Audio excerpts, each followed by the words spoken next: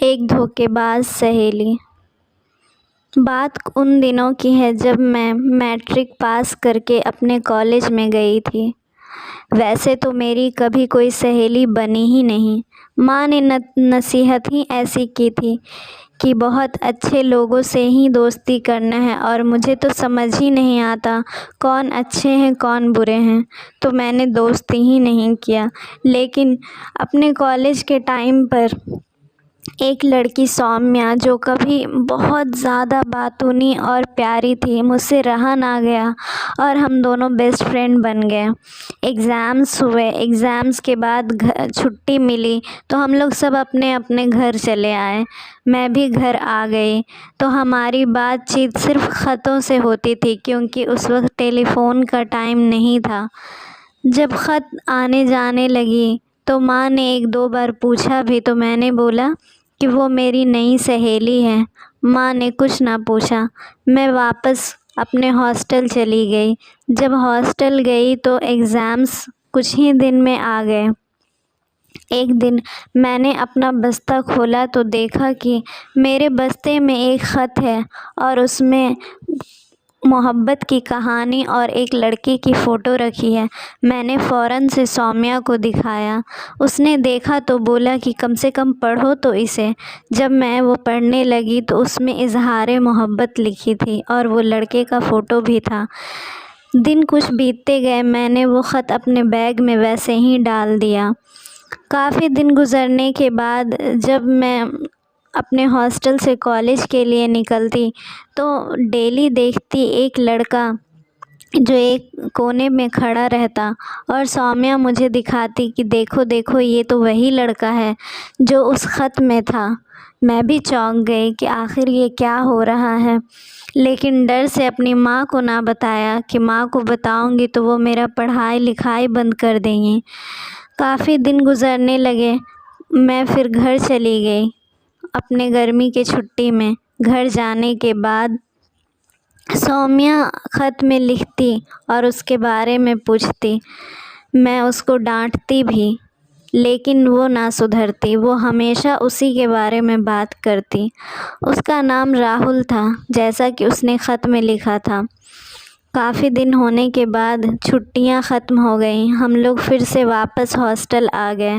Hostel آنے کے بعد جب میں نے دیکھا کہ وہ لڑکا پھر وہیں پر کھڑا ہے جب روزانہ جیسے رہتا تھا، تو سومیہ بولی کہ ایک بار اس سے بات تو کر لو۔ میں نے منع کر دیا۔ وہ بولی، بہت اصرار کرنے لگی، تو پھر میں نے اس سے بات کیا۔ بات کرنے کے لیے میں نے ایک خط لکھا، وہ خط سومیہ کو دے دی۔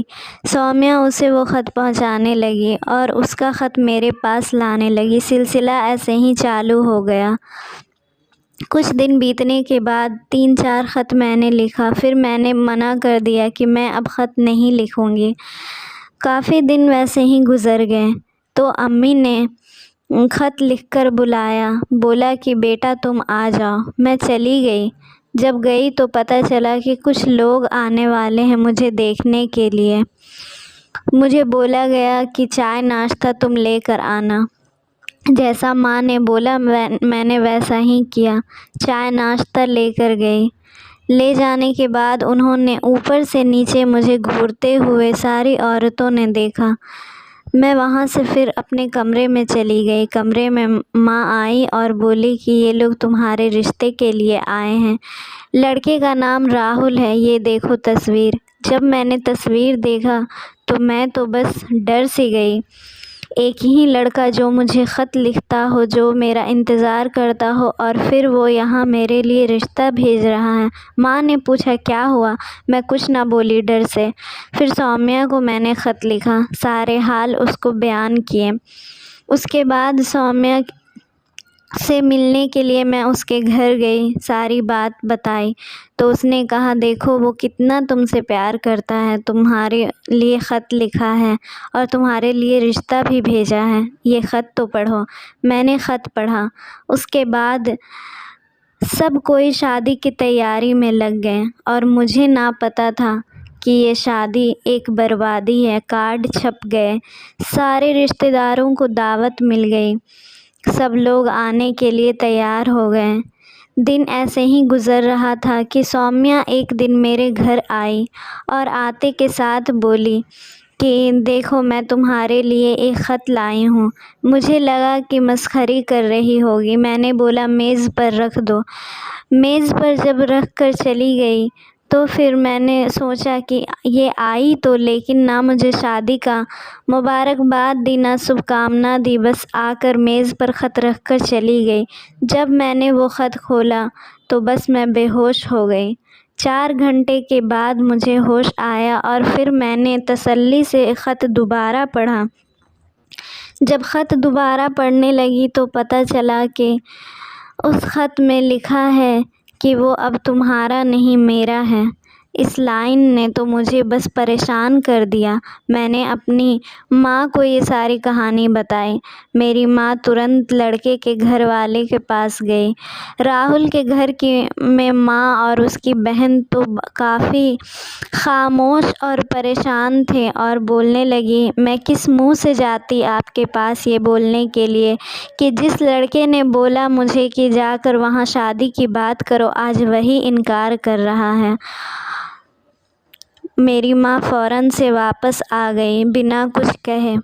آنے کے بعد کچھ دن بیت گئے تو سومیا میرے گھر آئی اور وہ شادی کا کارڈ لیے مجھے بولنے لگی لو اس تاریخ پر آ جانا میری شادی ہے۔